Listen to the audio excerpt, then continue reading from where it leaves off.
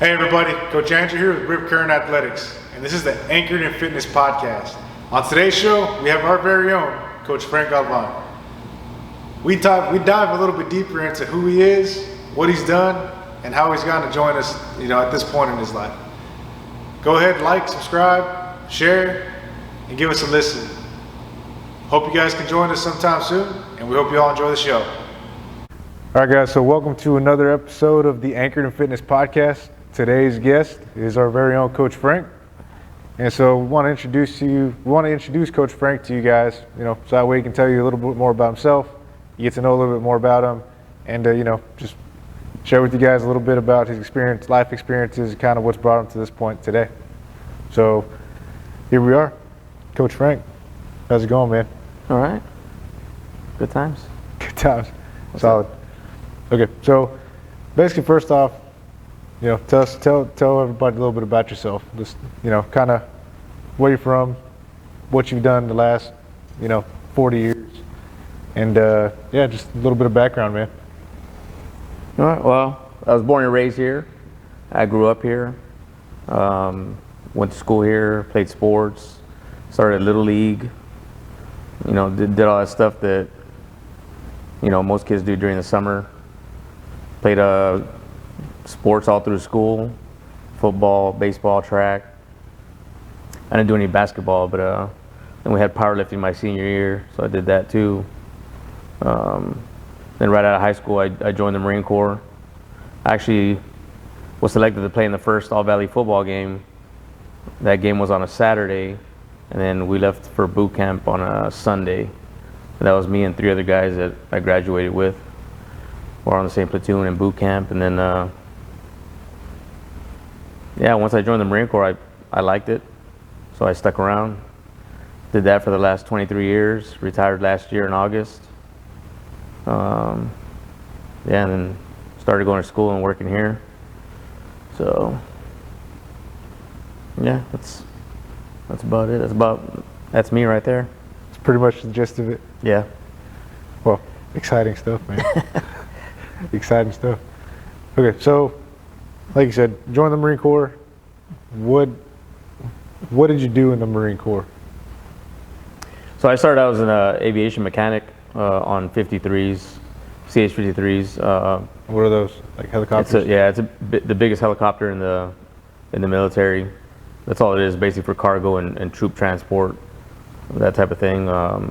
First duty station was out in Hawaii, which you can't beat that. And we're on every coast, so the East Coast, the West Coast, and Hawaii. Those 3 are the main duty stations for that platform, for that aircraft platform. I started out in Hawaii, and then I made my way to California, and then stayed in California for a good minute doing that. And then I went to be a drill instructor in 2009 after I got back from a deployment to Iraq in 2008. So yeah, the drill instructor thing was probably the highlight of my career, was being able to do that. And actually got asked to stay a little bit longer, so I did 3.5 years on the depot. Normally it's what, 2?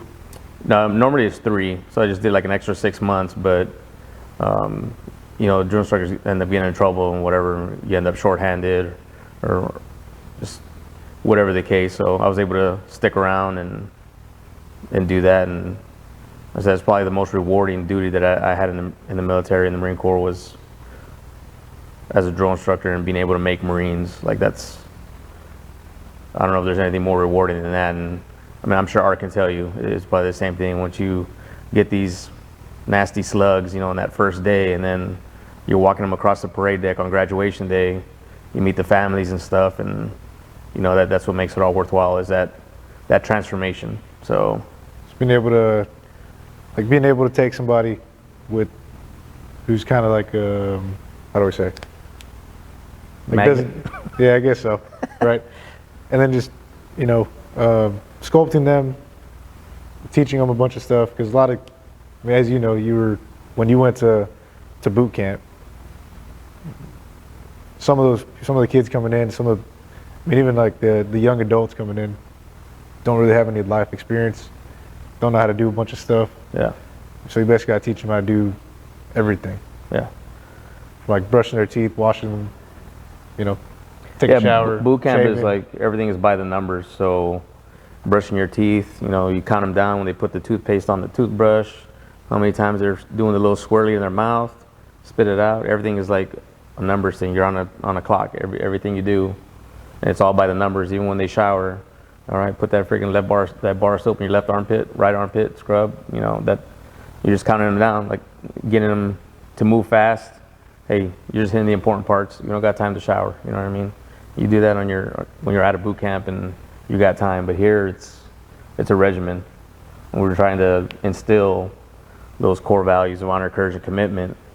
At the same time, when you're told to do something, you have to have that instant obedience and willing to follow those orders. So it's yeah. Actually, like seeing the transformation of people, of some of these kids, like you said, being what you said, maggots to Marines. Yeah. You have those kids that they want to quit and stuff, and you have to find a way to either just scream until they decide to stay, or just talk to them depending on what your billet is. Because there's some drill instructors like the new guys. You're not talking to recruits. Your goal is discipline. Then you got the guy that's got a little bit of experience. They call him the junior drill instructor, or the J. I think it was called the Heavy on the East Coast. But that's the guy that's basically teaching the platoon everything. And then you got the senior who's like daddy of the platoon, and he's the one that's going to talk to them and figure out, how he can help keep them motivated, keep them in the fight, and make sure that they finish boot camp. You know what I mean? So everybody's got their role, and as you go through those billets, you realize, like why each role is important. You know what I mean? And yeah, taking one kid that cries every night or whatever, and just let the senior know, like, hey man, this kid's not going to make it. You got to talk to him or give him a phone call home or something. But he's not going to make it. You know what I mean? And again, some kids, it's not for everybody. You know what I mean?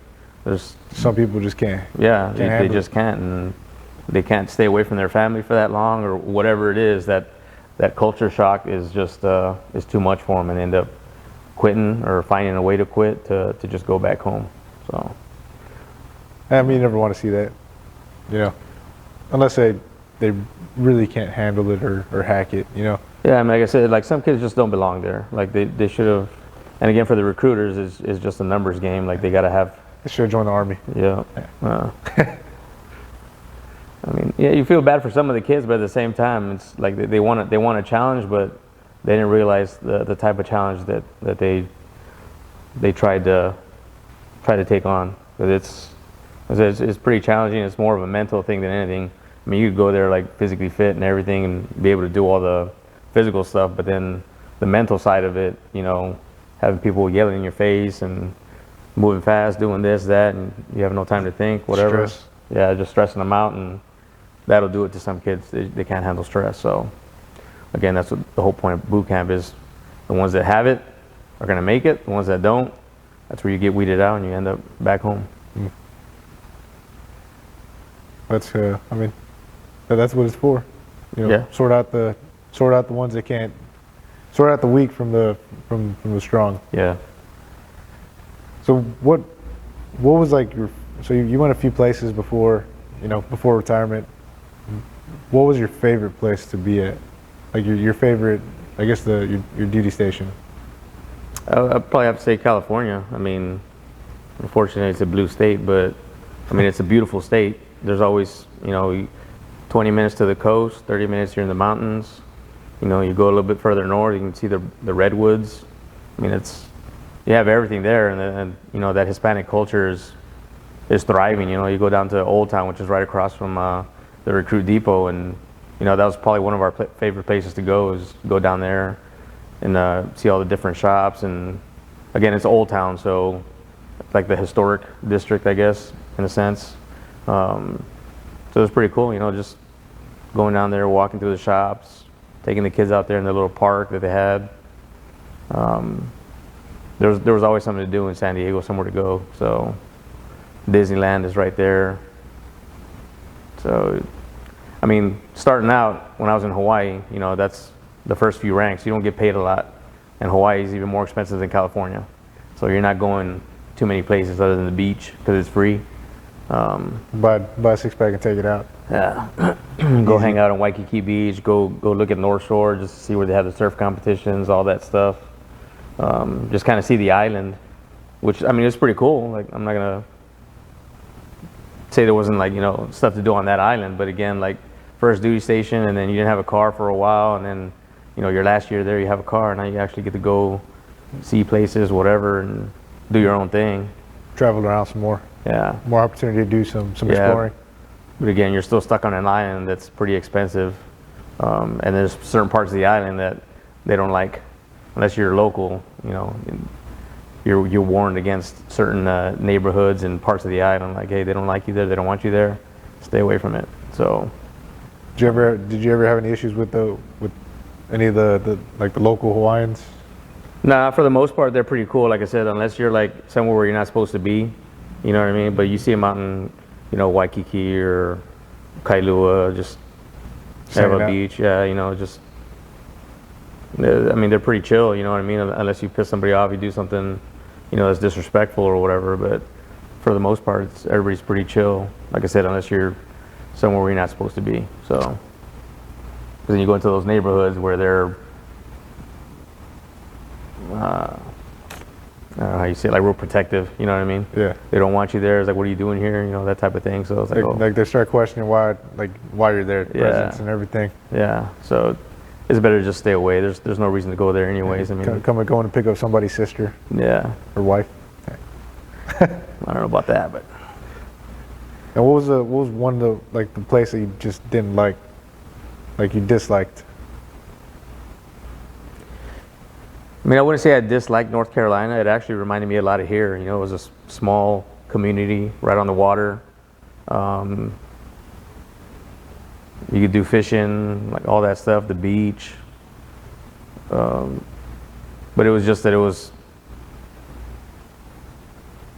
out there in North Carolina where, you know, we didn't have any relatives there. And in California, at least I had relatives. You know, my wife, she had her family's from Arizona, but her dad was in California. So. Yeah.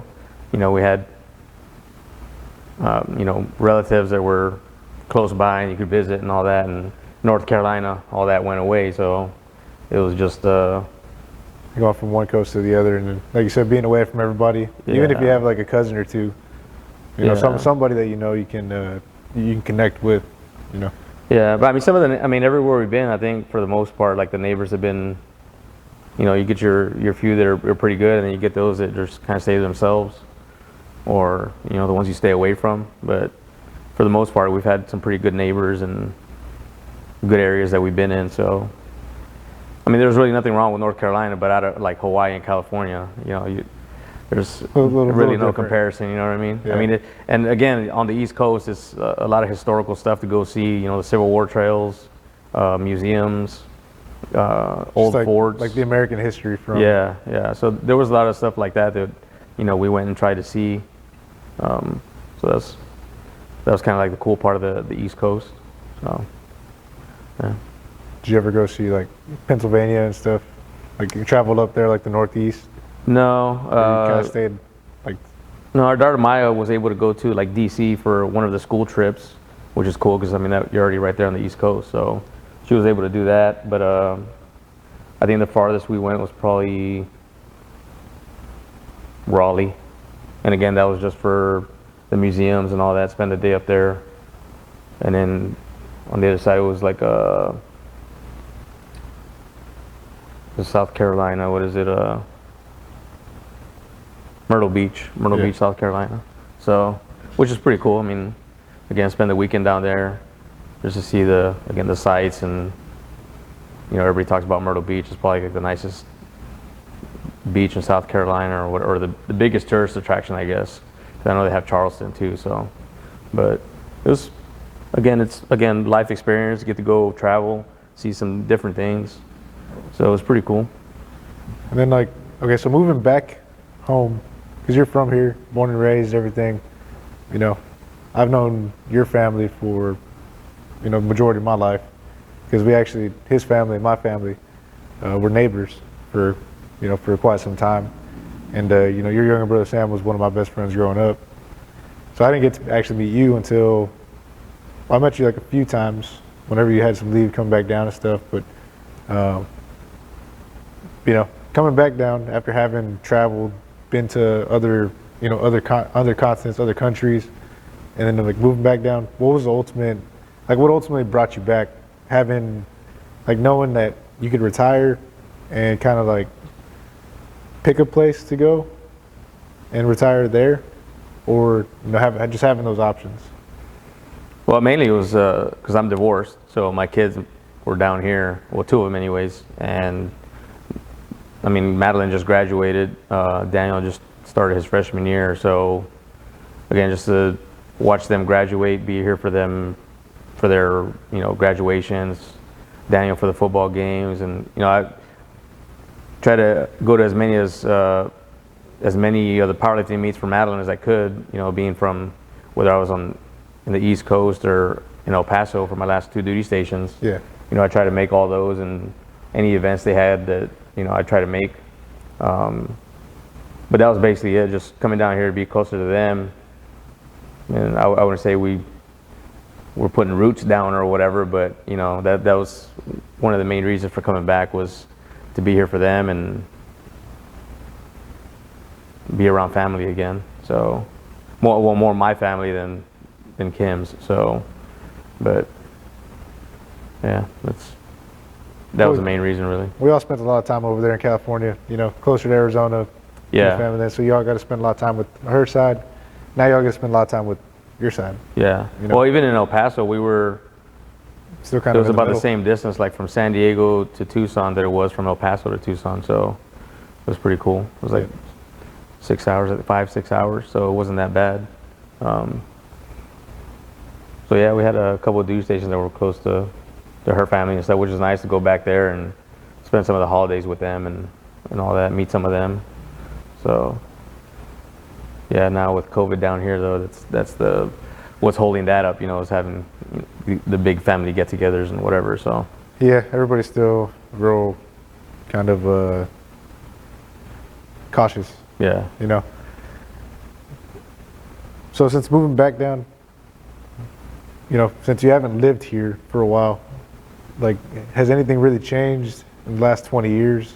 Or has everything kind of just like stayed very similar to what it was when you left? I see a lot of change. I see a lot more people. It's a lot busier than what it used to be, 20 years ago. There's a lot more buildings and condos on the island. I don't know why we need so many t-shirt shops, but there's, just a lot of people, and it's just gotten busier. There's so much traffic. Like I wasn't expecting all that traffic. It was like, I feel like I'm back in San Diego just trying to get to Walmart or something. But a lot of people have been coming down for... It's the summer, yeah. It's the summer. Yeah. And then, of course, people are just trying to get outside because that's one of the only things that you can actually do without having to be restricted right now. Yeah.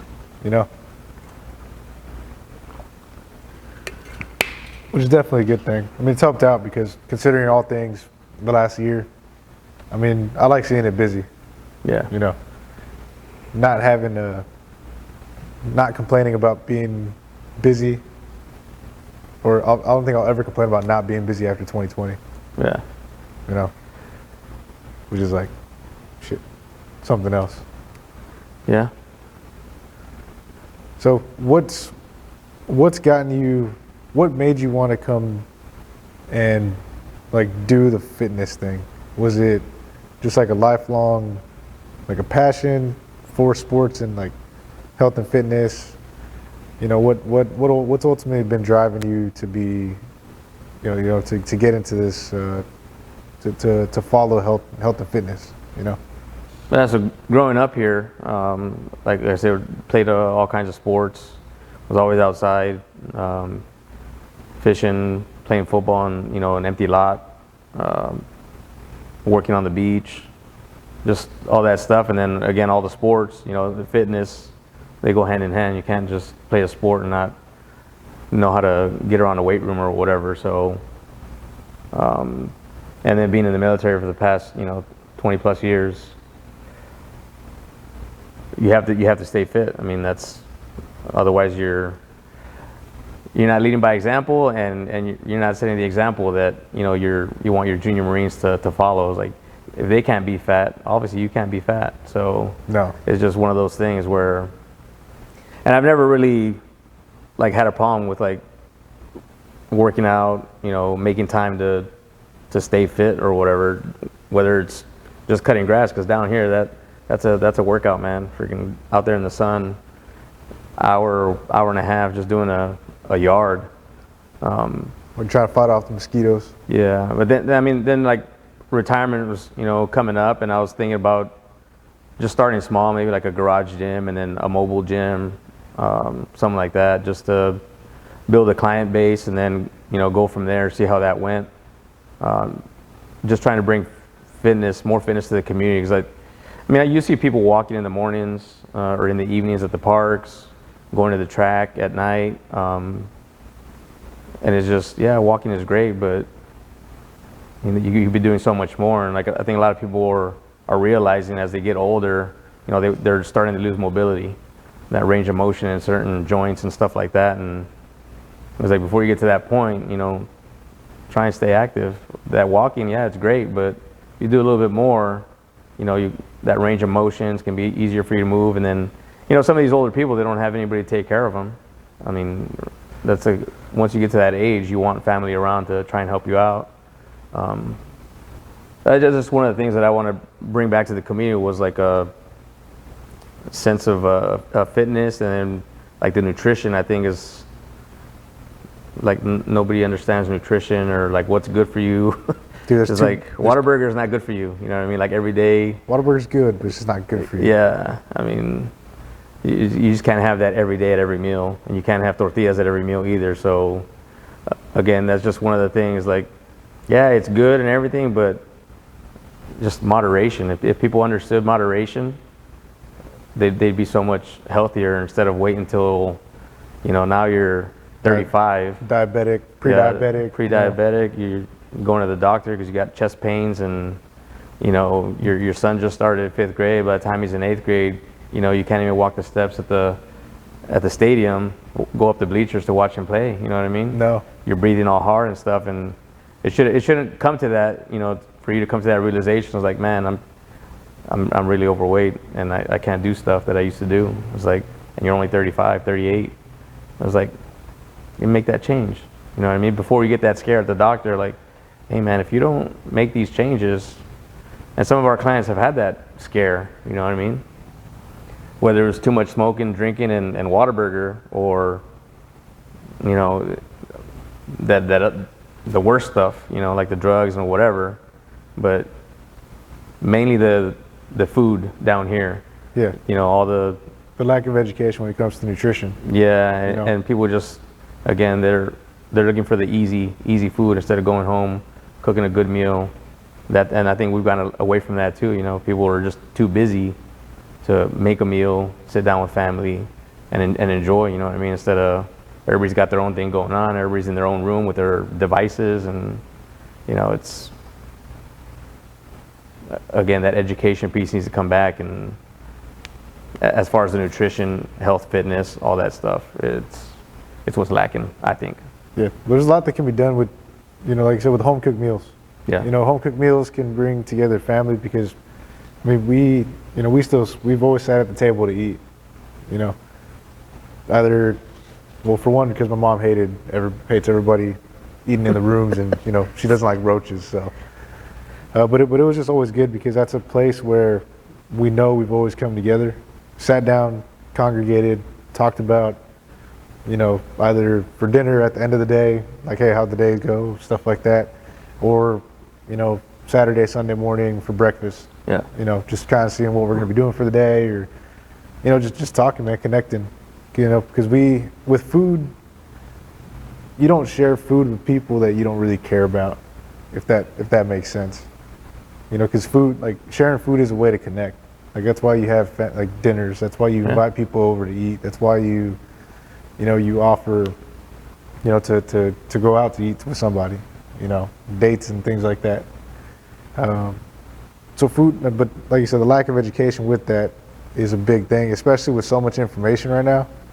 Like, dude, we can look on our phone and type in, healthy options for breakfast, and you'll get a million, billion different things. Some information will contradict the other information, and it's like the majority of people don't want to sort through that. Yeah. And so it's like, well, we just stick with the same stuff. Like, here, Hispanic culture, Mexican culture, it's a lot of fat, a lot of lard, a lot of butter, but you're mixing all that with carbs. Carbs and fat, that doesn't mix. I mean, it mixes, it tastes great. But when you mix those two sources of fuel, your body's going to go into immediate fat storage. Yeah. Because carbs break down into sugars, simple sugars. Your body wants to store as much sugar as it can, as much energy, because that's the sugar is one of the biggest,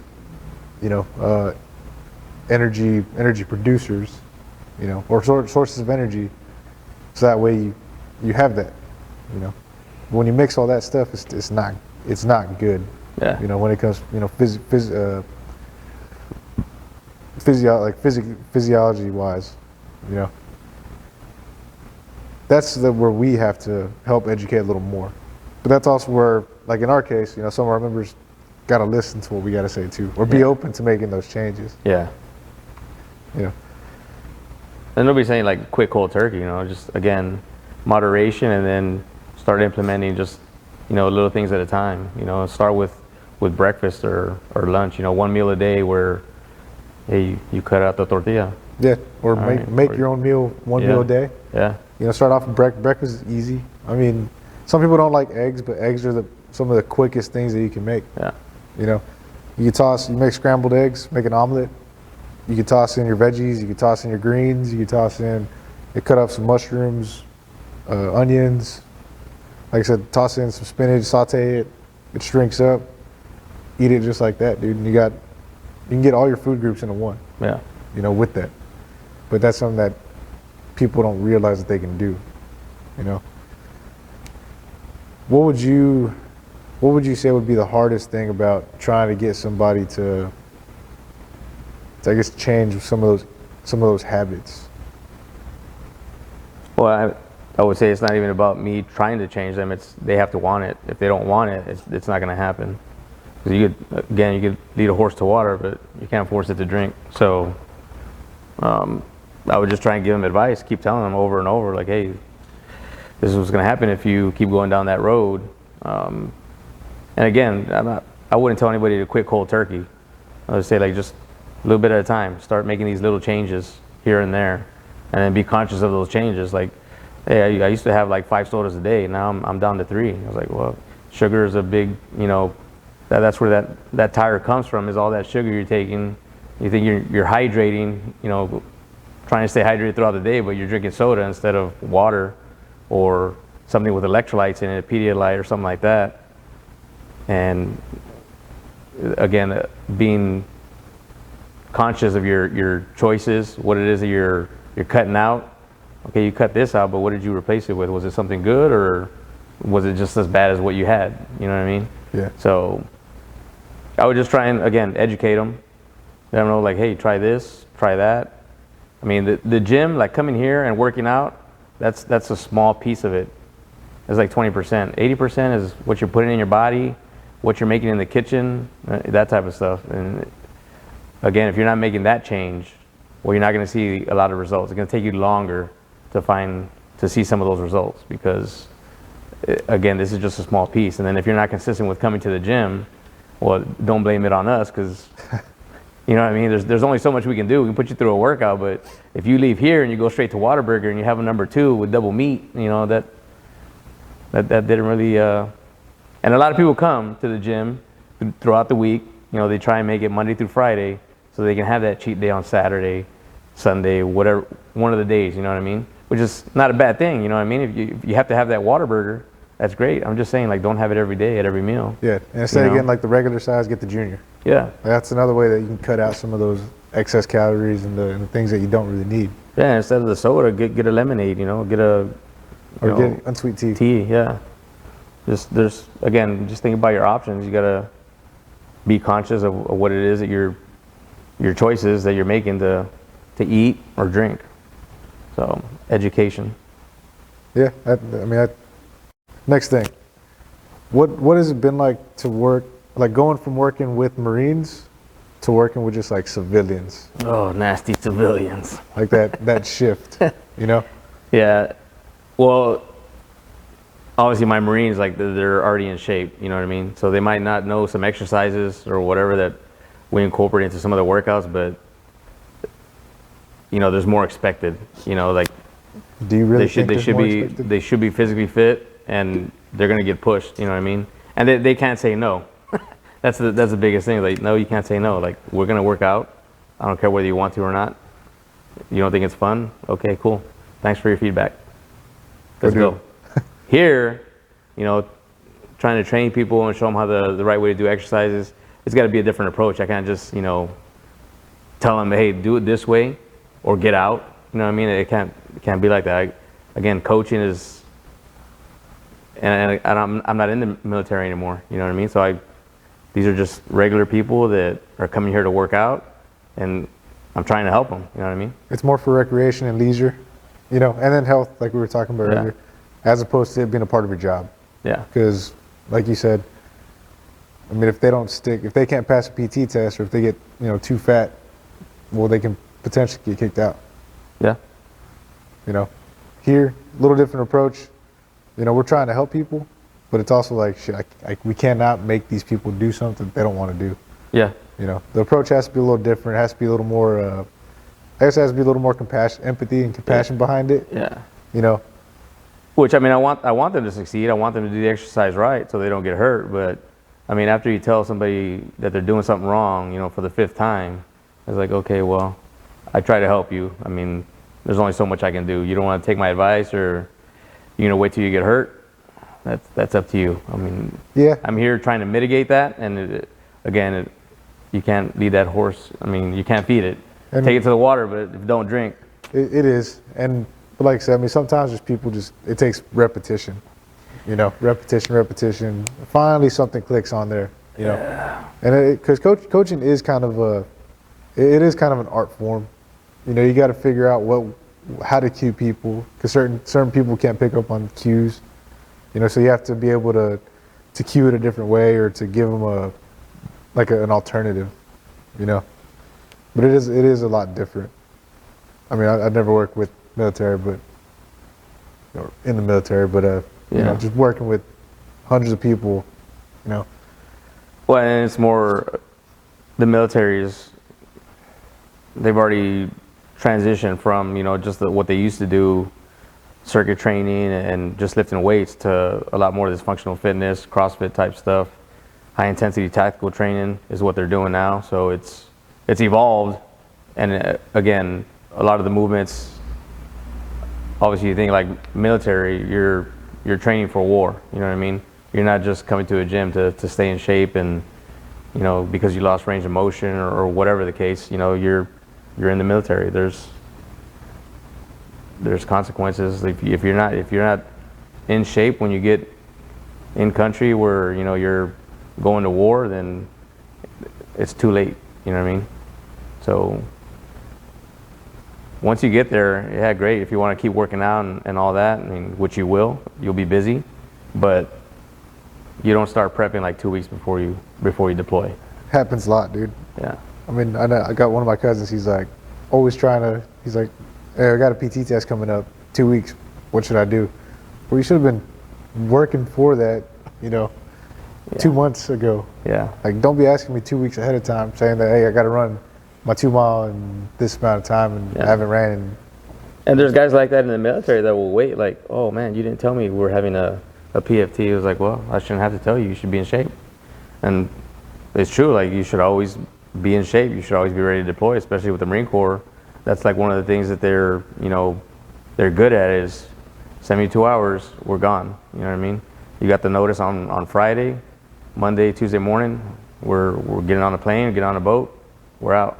So again, you always got to be ready. And I can't speak for the other branches or whatever, but for like the Marine Corps, just staying fit, and again, that goes along with, you know, keeping that professional appearance. When you're in the uniform, you know, you have that higher standard. You don't have a gut hanging over your belt. You know, it's a professional appearance that you want to portray to whether you're doing something out in the community, which when I was in El Paso, we did, you know, Toys for Tots. So that's where you're at. You're out there in the public. Everybody's watching you, looking at you, and then they see a fat Marine, like, you know what I mean? Like that. It doesn't look right. Like, it doesn't go hand in hand. No. Kind of like first responders, you know? Like, first responders should be fit, or should have that appearance of being fit. Like, we shouldn't be, first responders should not be fat. No. You know, because that's exactly what you're supposed to do. You're supposed to respond quickly, be able to, you know, take on any situation, at least physically, first, you know? And I can say that because, again, being part of the volunteer fire department, you know, not calling anybody out, but, you know, if something happens, want to be able to respond or be able to know that, hey, if something happens to me, they can pick me up and pull me out. Yeah. You know, same thing happens same thing happens in the Marine Corps or in any kind of any service, right? It's a necessity because it could potentially be like a life and death situation. Yeah. And the one time that you need to be physically ready may not be. That person or those people may not be, and then it just ends up being like a whole catastrophe. Yeah. You know, more in this case, time of war, more casualties. Let's say in a fire, more people potentially getting hurt or you know, something happening, which is not what we want. Yeah. You know? Police, same thing. I mean, we see. Now, there's a lot of other things that go into the job too. Like, we understand that police officers, they do like, you know, 10 to 12-hour shifts. So having something, eating ready, they do a lot of sitting in the car. So it's like, but you should have some of these, and if you should have some of these things prepared, you know, some meals, some snacks, or at least go for the healthier alternatives for that. Yeah. You know, so that way you don't have that, like you said, that big 40-inch gut. You know, because it's for one, PR-wise, it's not a good look. Two, functionality, it's not. You're not going to be of anybody's service, you know, to when you have those issues, you know. Yeah. So it's like I said, I mean, it all goes back to the education part of it, you know. Yeah. And if anybody needs any help, that's what we're here for, you know. Here to educate, help out, coach, all aspects, you know, nutrition, you know, physically, mentally, because sometimes we just need a little accountability. Yeah. You know, how do I do this? How do I do that? Or, hey man, I just need somebody to be on my ass to do my stuff at least 3 times a week. If I don't show up, give me a call. Yeah. Hey, we can do that. You know. What's been like, aside from being the most rewarding, like what was the most, I guess like man, how do I word this? So rewarding was the drill instructor stuff, right? Best place like you liked being stationed at was in California. I guess what was like one of the dumbest things that you came about being like you know, in your supervisor role? Because like in the Marine Corps, you deal with a bunch of like young dudes, especially in the barracks. Yeah. A lot of dumb shit can happen, right? Well, what is like one of the things that you like, all right, this is like, what were you thinking about? It was also kind of funny. Oh, excuse me. Oh, well, so every week for everybody that lives in the barracks, they got what's called field day, right? They're supposed to clean their room.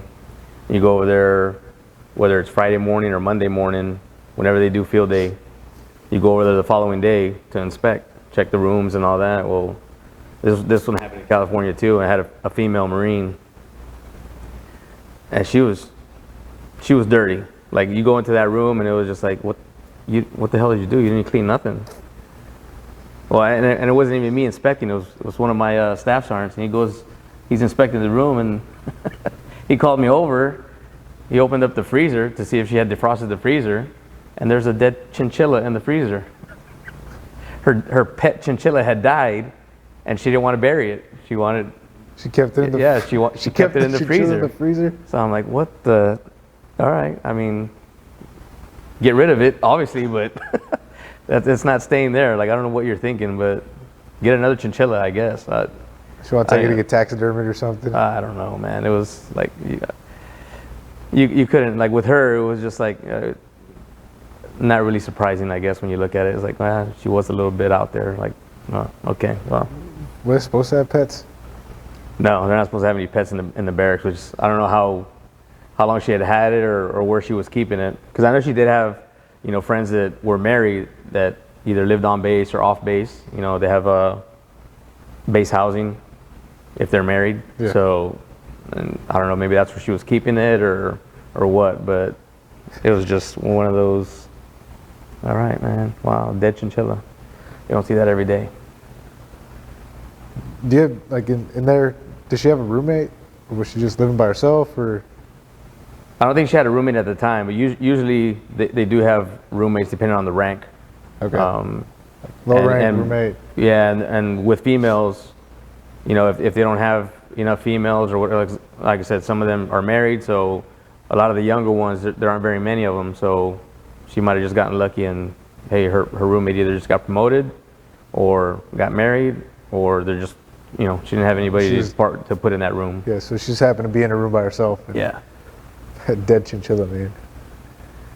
But, yeah. Those things are actually pretty cool. Have you ever had mess with a live one? Oh, a live one? No. Yeah, dude, they're super soft. They're super soft. They're cool. One of my friends had one for about 2 years. I don't know how it died though. It was Chinchilla. But he didn't keep it in the freezer. Buried it? He Pet buried cemetery? It. Yeah, buried it. Yeah. A dead chinchilla. Oh shit. Anything else? No, I mean, what's good is, like, when guys get out of the military or whatever and they go into law enforcement and stuff like that. I did have a call one night, it was like 2 in the morning or something, where one of my Marines was out in, it was off base housing, and he had a friend over there, they were drinking or whatever, and I don't know what, he got into it with one of the neighbors or something. So he called me up, this was in California also, called me up and gave the phone to the sheriff. I was like, hey, is this guy your Marine or whatever? I was like, yeah. It's like, all right, well, I'll hang on to him. You want to come pick him up instead of having me arrest him and take him in? I was like, yeah, all right, I'll be over there. It took me like 20 minutes to get over there, and threw him in my truck, and I took him back to the barracks and told his roommate to not let him out again. He was done. So, but I mean, that's just one of the cool parts is, like, a Marine, once you're a Marine, you're always a Marine, and guys that go into law enforcement, they'll look out for you in that sense, you know what I mean? It's like, hey, I really don't want to, ruin this guy's career or whatever. He didn't really do anything other than argue with the neighbor, but he was causing a commotion out there in the little neighborhood. So he let me take him home back to the barracks, and that was it. So we just handled that in shop. Just took care of it there. Yeah. So, nothing, like you said, nothing too bad.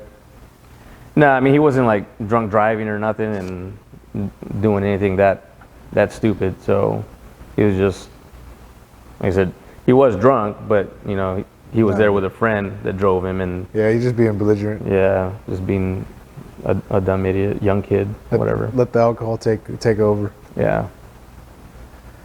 Well, shit, man. Anything else you want to share with anybody? No. Oh, I think everybody likes coming to the box, to the gym here, and enjoys each other's company. I mean, that's the biggest thing about, like, CrossFit. You don't get this at the other gyms, you know what I mean? You go over there and it's kind of like you do your own thing. You pay for a membership, and if you don't know how to do something, you're on your own. Over here, at least you get coaching. You get put through a workout. There's already a workout for the day. And I think people just get wrapped around the whole CrossFit thing. It's like, I mean, we have, 70, 80-year-olds coming in here and doing personal training, again, because they want that range of motion. They don't want to be just sitting at home doing nothing. They come in here and everything can be scaled, you know what I mean? We're not trying to make CrossFit competitors, we just want people to be healthy, come in, get a workout, you know, enjoy the company of everybody else that comes here to do the same thing. Just have a good time. Have a good time with it. So, you know, maintain that the independence, Yeah. maintain the strength. And then for those that do want to compete, we can do that too. yeah, You know, we can have fun with it. I mean, that's one of the, like you said, one of the biggest things is that the community aspect of it is huge. You know, I mean, at times, yeah, like sometimes you want to do your own thing and stuff, which is fine. It's cool, but you know, I like going into a gym thinking that this is like my third place, I guess. Like, you know, some people hang out at the bar, some people hang out at, you know, different other places doing different things, or they just sit at home. Like they like watching movies and things like that. Like for me, the gym is like my third place where I like to go hang out. I like to, you know, of course, get my work done, but it's just like I said, it's somewhere where I feel comfortable, somewhere